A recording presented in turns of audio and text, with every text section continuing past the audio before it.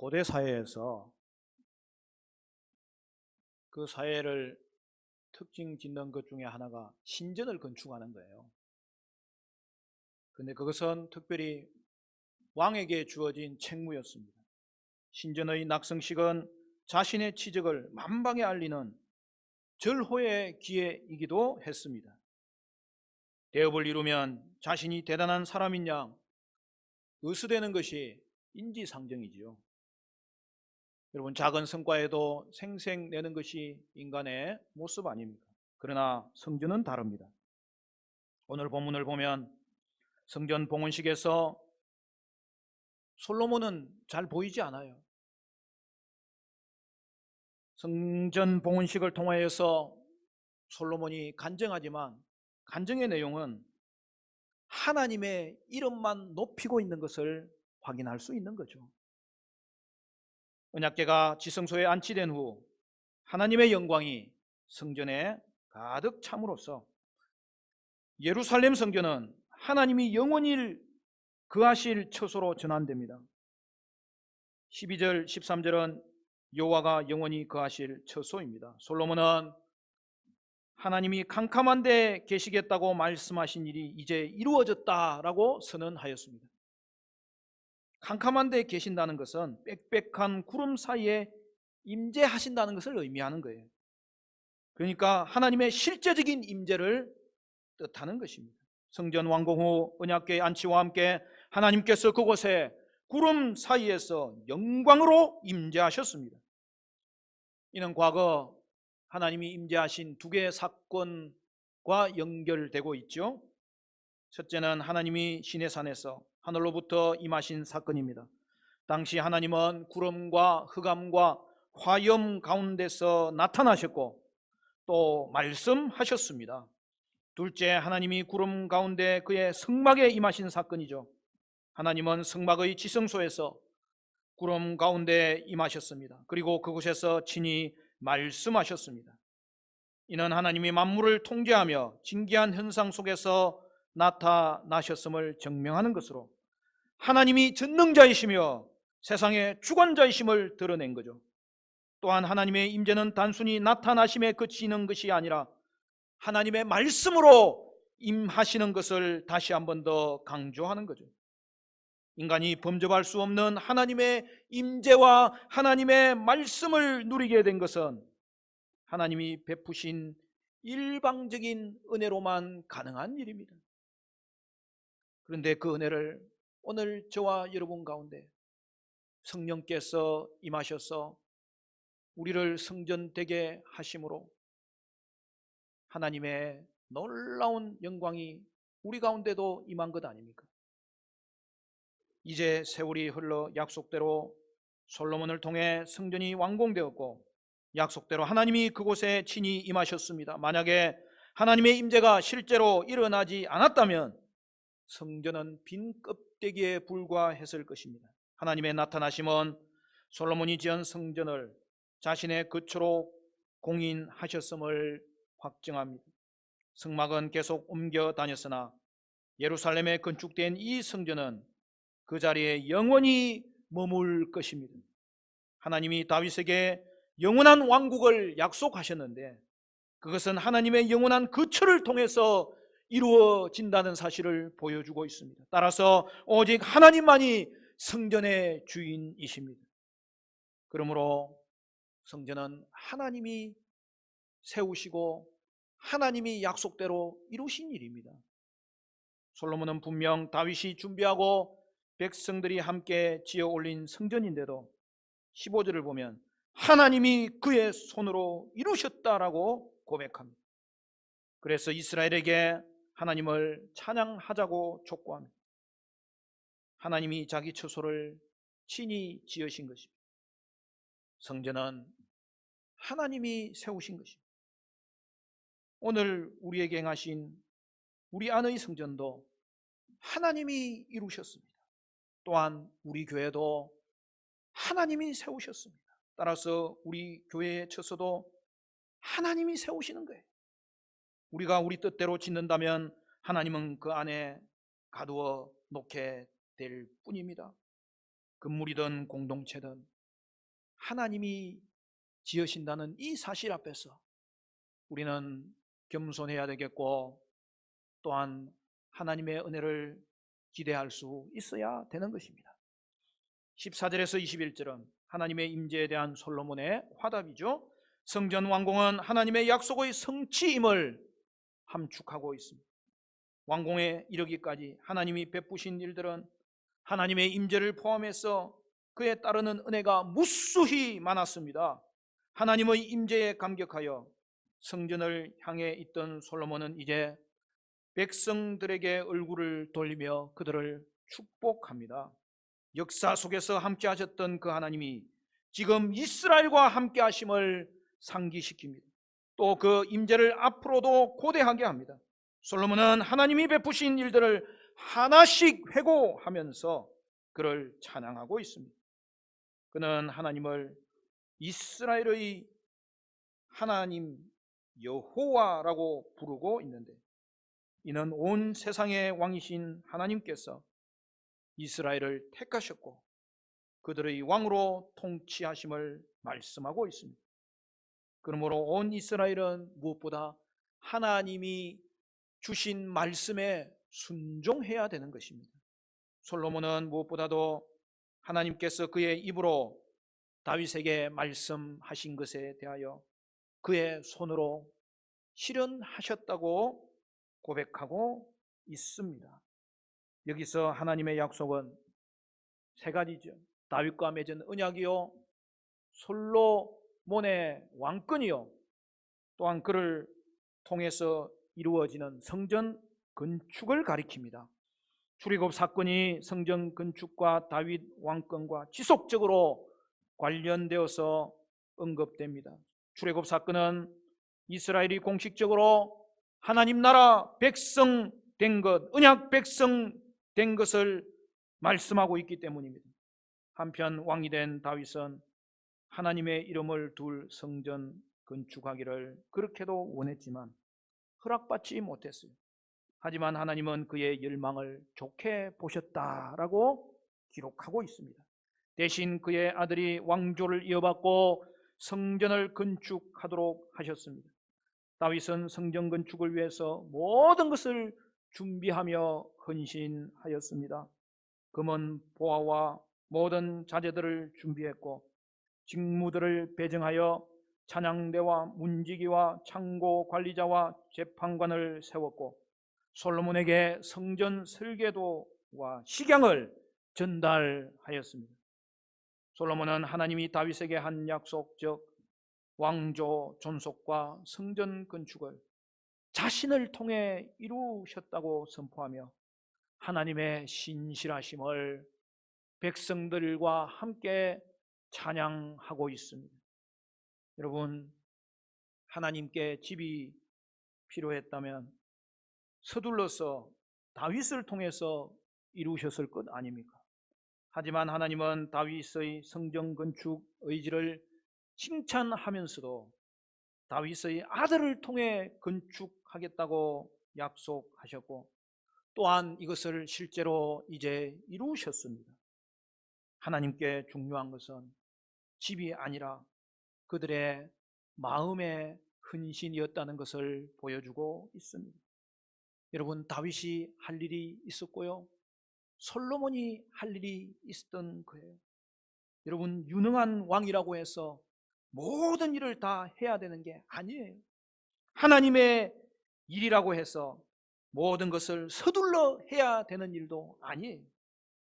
하나님의 일은 하나님의 때에 하나님의 사람을 통하여 이루어질 것을 분명하게 가르쳐 주시고 있는데, 저와 여러분도 하나님의 일을 행함에 있어서 자기 몫의 분량을 충성할 수 있다면 하나님은 우리 교회를 통하여 영광 받으시는 놀라운 일을 일으켜 주실 것입니다. 20절 21절에서 솔로몬은 자신의 증언을 통해 약속이 성취되었음을 확인시키고 있습니다. 첫 증언은 솔로몬 자신이 다윗을 이어 왕이 된 내용입니다. 이는 하나님이 다윗의 아들 중 자신을 선택하여 왕을 삼으셨음을 백성에게 상기시키려는 의도입니다. 둘째 증언은 솔로몬이 여호와의 이름을 위한 성전을 건축했다는 내용입니다. 여러분, 오늘 본문에서 가장 두드러진 내용이 이 내용입니다.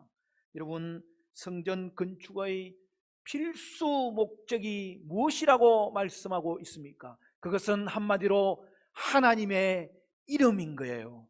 여러분, 20절 말씀 같이 읽을까요? 20절, 8장 20절 다 같이 시작. 이제 여호와께서 말씀하신 대로 이루시는도다. 내가 여호와께서 말씀하신 대로 내 아버지 다윗을 이어서 일어나 이스라엘을 왕위에 앉고 이스라엘의 하나님 여호와의 이름을 위하여 성전을 건축하고. 사랑하는 여러분, 하나님의 이름을 위하여, 이것만이 성전 건축의 목적이라는 사실이죠. 오늘 우리도 마찬가지입니다. 하나님의 이름을 위하여, 이것만이 우리가 계속 기도하고 있는 교회 건축의 목적이 되어야 된다는 사실입니다.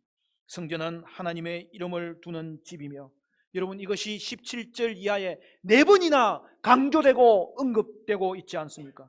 덧붙여 솔로몬은 완공된 성전은 다윗 왕조가 하나님이 선택한 합법적인 왕조임을 공식화하죠.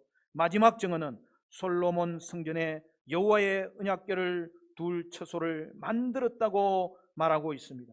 언약궤는 시내산 언약과 관련이 있고, 그 언약의 정표로 언약궤 안에는 반드시 언약의 10계명이 들어가 있었던 거죠. 여러분, 이스라엘은 이 율법에 순종함으로 열국 중에서 이스라엘이 언약 백성이 되고 보배로운 소유가 되고 제사장 나라가 되고 거룩한 나라가 되는 거예요. 성전 건축을 통해서 성막의 모든 기물을 다시 대체하였지만 언약궤만은 처음 그대로 보존됩니다. 이는 성전이 독립된 하나님의 처소가 아니라 성막을 대체한 연속적인 장소임을 보여주고 있는 것이죠. 다윗이 바라던 성전은 그 아들을 통해서 짓겠지만 그곳은 하나님의 이름을 둘 곳으로 제한하는 것입니다.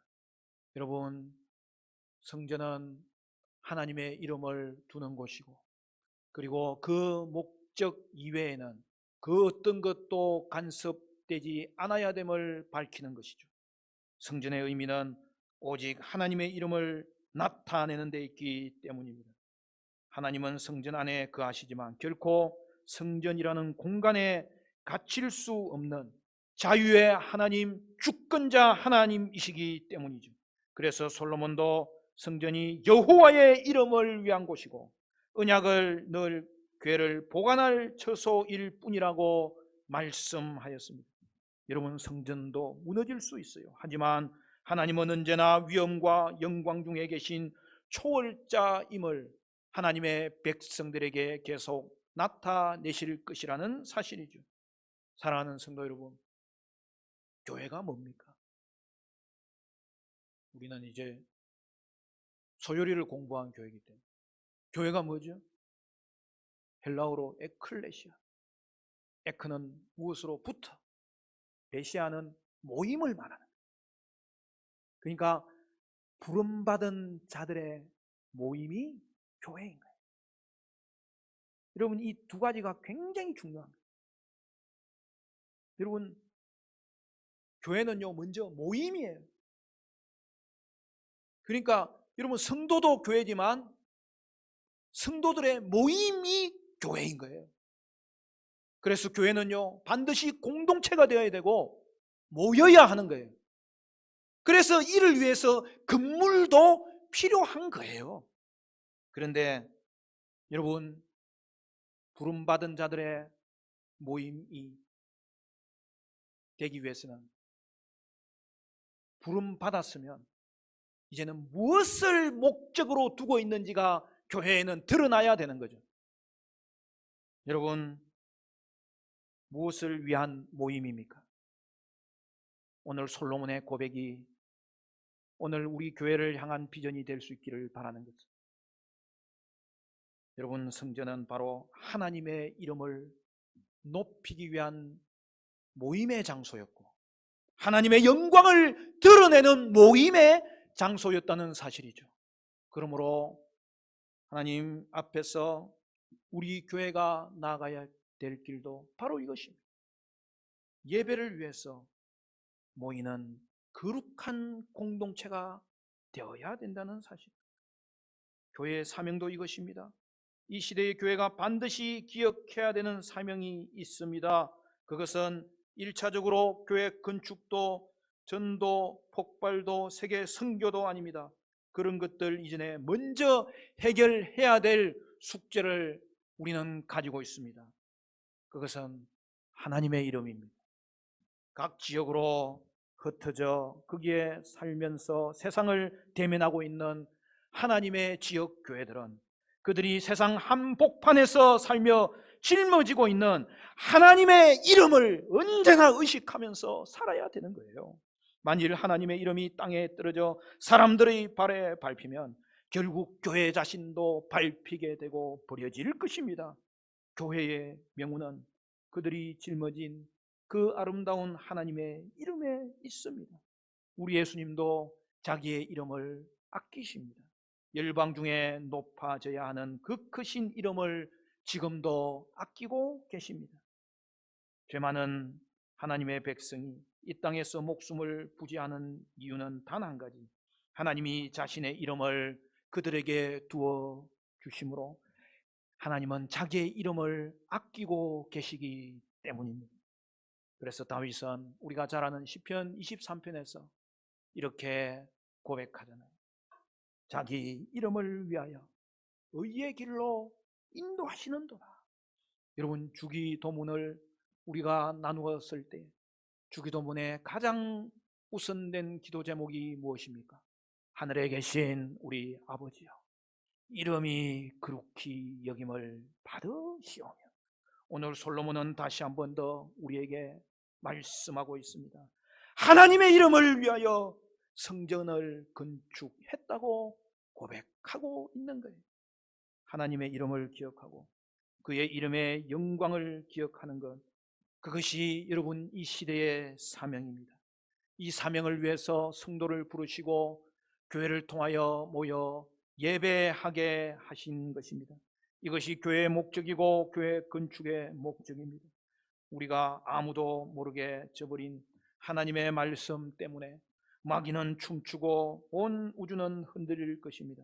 그리고 잠시 후 세상은 땅에 떨어진 하나님의 말씀을 보고 그도차게 될 것입니다. 그러나 우리 교회가, 우리 성도님들이 외로이 이 광야 같은 세상에서 순종한 하나님의 말씀 때문에 천사들은 춤추고 천사들의 천국에는 잔치가 베풀어지고 온 세상은 다시 흔들릴 것입니다.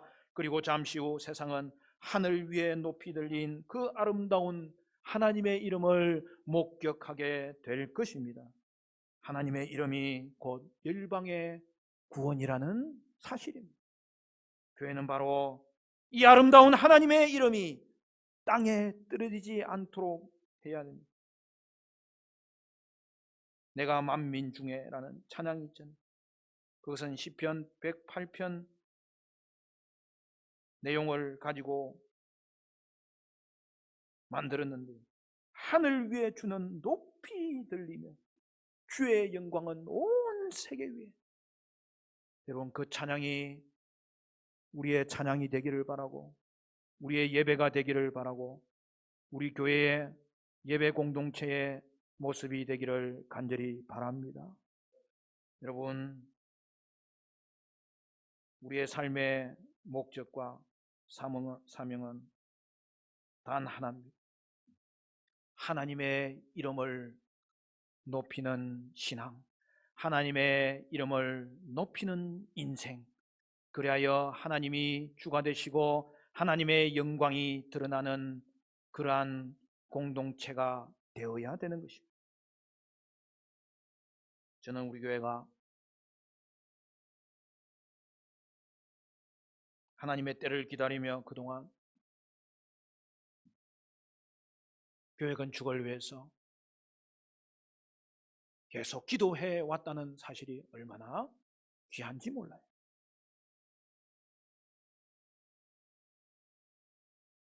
여러분, 기도하면 하나님이 일하시고, 기도하면 우리는 순종할 수 있게 되는 거예요. 우리 교회의 사역 원리는 단 하나예요. 제 목회 원리도 단 하나예요. 기도 없이는 주의 일을 행할 수 없다는 거예요. 기도할 수 있다면은 우리의 생각에는 비전이 싹 트고, 우리의 마음에는 평강이 싹 트고, 우리의 영혼에는 하나님이 주시는 소망이 싹 트게 되는 거예요.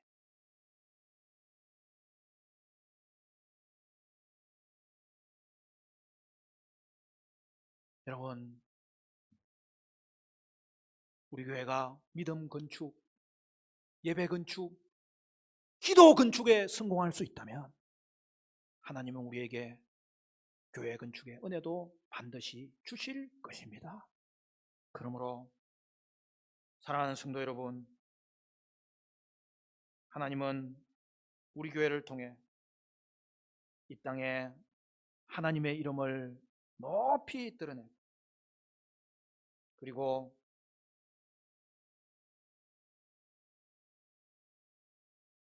그 세상을 우리가 하나님 이름 나타냄으로 구원하는 일에 귀하게 쓰임받는 예배 공동체로 축복하시기를 원하는 것입니다. 말씀을 맺겠습니다.